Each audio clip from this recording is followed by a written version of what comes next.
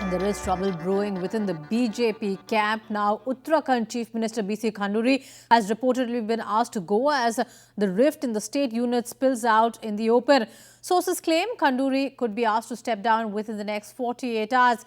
Meanwhile, the BJP has summoned all its ministers and MLAs from Uttarakhand to the capital. This is being seen as an attempt to show that all the decisions on the Khanduri issue are unanimous.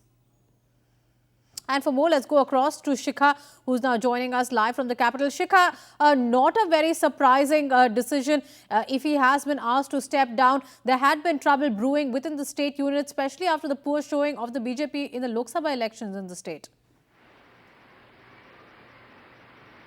That's right, Rupali. This decision was almost a foregone conclusion. It was only a matter of when B.C. Khanduri would be asked to step down. Of course, we were quite surprised with the fact that he has already done so, because this decision was expected to come by the end of the month. But perhaps this rebellion within the state unit really growing, and of course encouraged by the internal rift at the centre. And you know that there are various contenders for this post, and this one of them being Koshari, who was the main rebel of B.C. Khanduri, who has been sort of demanding that the Chief Minister step down for almost a year now. And of course the other front runners for the post are Prakash Pant and also Nishank, the Health Minister of the state.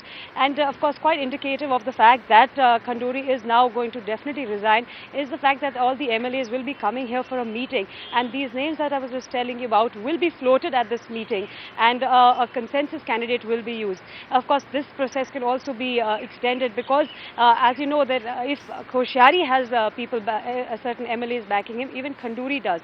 So you could even expect a sort of a deadlock over that decision. But yes, that crucial decision of who will be the next CM for Uttarakhand will be taken tomorrow. Rupali.